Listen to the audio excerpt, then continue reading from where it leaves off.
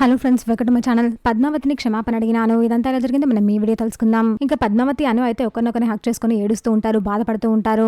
అను అలా పద్మావతిని హక్ చేసుకోగానే పద్మావతి అయితే చాలా హ్యాపీగా ఫీల్ అవుతుంది. మా అక్క నాతో మాట్లాడుతుంది, నా దగ్గరికి వచ్చింది అని తను చాలా హ్యాపీగా ఉంటుంది. ఇంకా అను అయితే పద్మావతితో ఇలా అంటూ ఉంటుంది, పద్మావతి నీ రుణం నీ జన్మలో తీర్చుకోలేను, నీ ప్రాణాలకు తెగించి నా బిడ్డని కాపాడావు, నా దగ్గరికి తీసుకువచ్చావు అని అను అంటూ ఉంటుంది.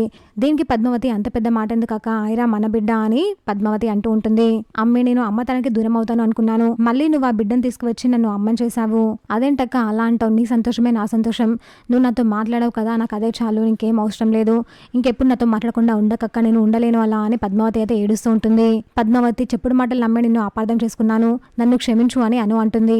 నువ్వు నన్ను క్షమాపణ అడగడం ఏంటక్క, నువ్వు నాతో ఎప్పుడు హ్యాపీగా మాట్లాడుతూ ఉంటే చాలు, నాకు ఇంకేం అవసరం లేదు, మనిద్దరం ఎప్పుడు ఇలాగే కలిసి ఉండాలి అని పద్మావతి అంటూ ఉంటుంది. అలా ఇద్దరు హ్యాపీగా మాట్లాడుకుంటూ ఉంటారు, ఒకరినొకరు హ్యాక్ చేసుకుంటూ ఉంటారు. చూసాక ఫ్రెండ్స్, మరి ఏం జరగబోతుందో. ఇలాంటి జెన్యూన్ అండ్ అప్డేట్స్ కోసం మా వీడియోకి లైక్ చేసి ఛానల్ సబ్స్క్రైబ్ చేసుకోండి.